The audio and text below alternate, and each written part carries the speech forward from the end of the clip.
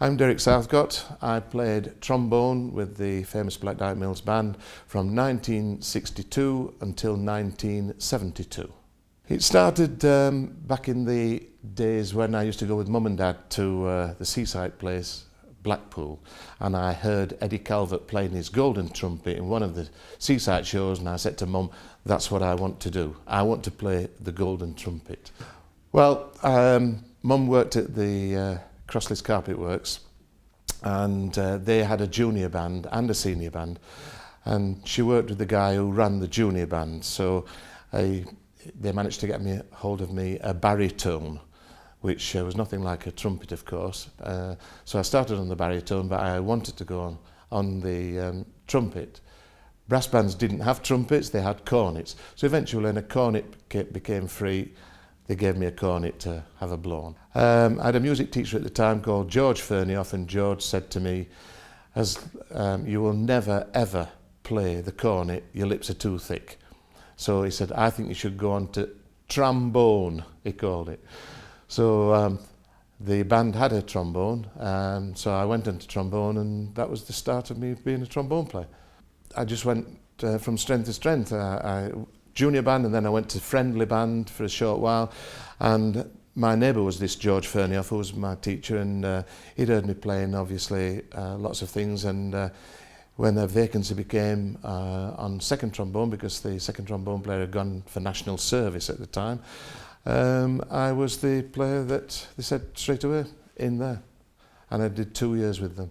Well, I moved from George Fernioff, the teacher, and I moved to Ronnie Forthrop, and Ronnie Forthrop used to be a second trombone player in Black Dyke many, many years ago, and one of his pupils was Grenville Richmond. I went to Ronnie's one day, I was having a lesson, and Grenville came in.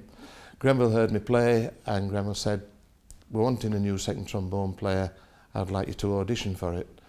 And although I'd heard the name Black Dyke because it was a household name, I didn't realise that Black Dyke was just in Queensbury, even though I lived just down in Halifax. I thought Black Dyke was somewhere else, it was in the Midlands somewhere. Really? Yes, I did. Anyway, to finish up, I auditioned for Black Dyke, and I got in at the ripe old age of 16. The band definitely responded to the hard work that Geoffrey Brand put into it. I've never seen a man work as hard with a band in my life. He was physically drained after every rehearsal. His towel was wringing wet through with sweat. And I think the band responded to his hard work. That's what happened. Talent. Yeah, he was also a great character, and there was inauguration ceremonies in the band where they chase you up and down the band coach, him and Geoffrey Whittam, and all sorts of things. I was terrified at the time. And then he was followed by Jimmy Shepherd, yes, who served the band wonderfully. Well, the fantastic Jim. And has become a great friend of yours. Yes, Jimmy Shepherd and I were big friends to this day, and I'm very proud to say that. Well, of course, the Mill founded the band, and they put a lot of money into it, and Black Dyke was Queensbury's Black Dyke. The band was a good source of advertisement for the Mill. Before anybody had ever heard of Black Dyke Mills, as such, they'd heard of Black Dyke Mills Band. And Peter Lambert at the time used to say that it was the best source of advertisement that they could ever have, having the great Black Dyke Band. Yeah, I think there is a sense of community here, but of course it is vastly different now.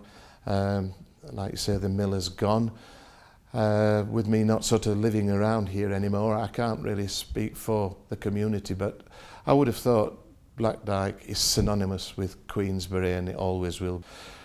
I think playing and making the first quadraphonic sound LP of The Trumpets by Gilbert Vinter, which featured all the different cornet players. I think Derek Garside was on it, as well as the famous Maurice Murphy, Jim Shepherd, and it was just a fantastic thing to do with the Huddersfield Choral Society. It made the hair stand up on the back of your neck just playing the music in Huddersfield Town Hall when we were making the record. It was fantastic. Well, no, the contest wins were great. I enjoyed the piece that we played at Bellevue, actually at the Bellevue contest in Manchester.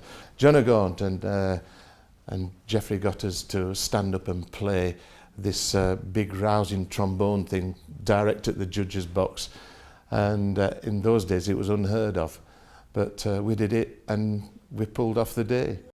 Oh, it was, but I think I've got to say Peter McNabb, because he used to introduce, he was like the compere of the band, and some of the jokes he used to come out with and all sorts of things. And he would play the tubular bells whenever we did 1812 Overture, all sorts of things like that. John Slinger on baritone, a great band member. Ernest Keaton, the old E-flat tuba player, he was in his 70s, or perhaps going up to 80s when he finally left the band. A great player. But John Slinger also played trombone, and he became a very good colleague of mine. I used to come up to the band room and practice lunchtimes, and John used to come and give me all sorts of just little tips now and again, and it was really welcome. Well, as I say, I liked Jaeger.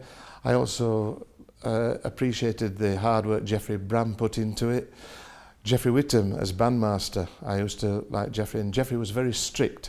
He made sure that everybody had a job to do when we went out on a concert or contest, and if you didn't do it, he made sure that you did it next time. All I can say is that wherever I go, when people ask me about my history, as soon as you say you've played with Black Dyke, you can see the face, oh, have you? You've played with Black Dyke. So it's a household name everywhere you go, particularly in the professional field. Everybody knows about Black Dyke. All brass players have heard of it, and they think it's absolutely fantastic and out of this world. And of course, a lot of the performances today are so far advanced of what we were doing technically. But I think back in our day, the band had a big, fat, full sound because of this wonderful band room. I'm perhaps going on a little bit here, but in those days, as I say, sentimental playing was absolutely synonymous with Black Dyke, plus the fact everybody said the band sounded like an organ, and we used to stagger the breathing so that it was continuous sound. You couldn't hear anybody breathe. If you wanted to do music and you didn't want to get involved professionally, then you needed to go somewhere where they had a good standard of playing, and certain brass bands offered that. And you could get a fantastic standard of playing, in fact, better than a lot of the professional playing that I've done. You can find in the brass bands, amateur brass bands, it's just so good. I mean, you were like a big team, and the team worked well together, etc., through rehearsals and through being colleagues and this and the other. There's only one team I've worked for which was equal to Black Dyke, and that was the Sid Lawrence Orchestra. And that was a team, not necessarily the best players in Britain, but working together as a team, they came out as the best band. Yeah. And sometimes it's not always the best players that will form the best team. I'm still involved a little bit with education, just a junior school with small children from the age of 6 up to 11. And I find the numbers have really dwindled now in education.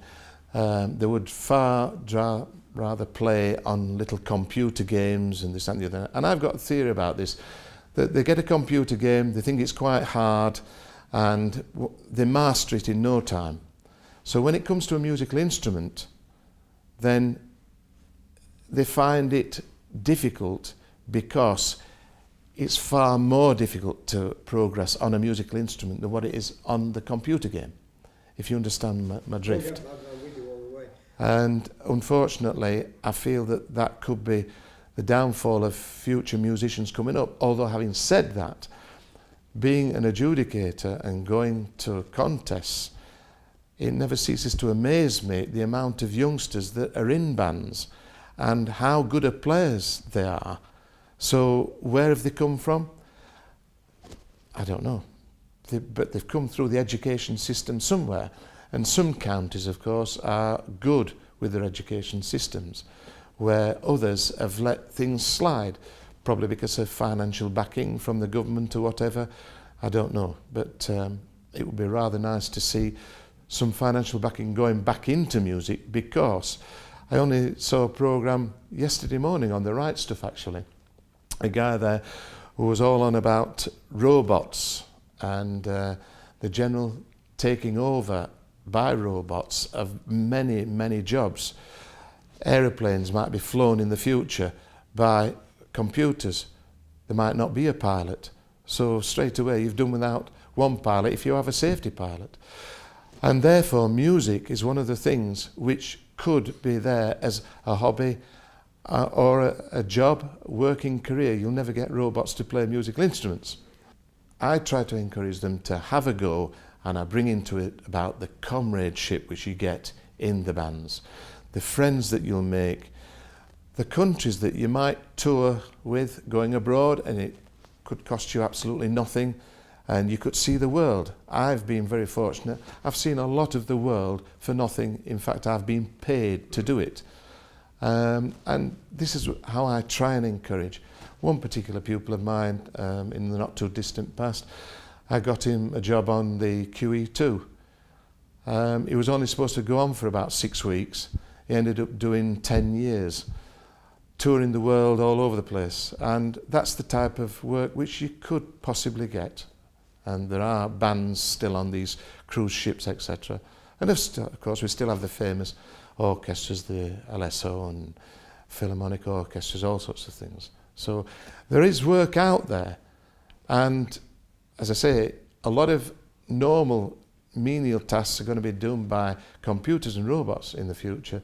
So you really should think about doing something which you're going to have as a damn good hobby or as a career.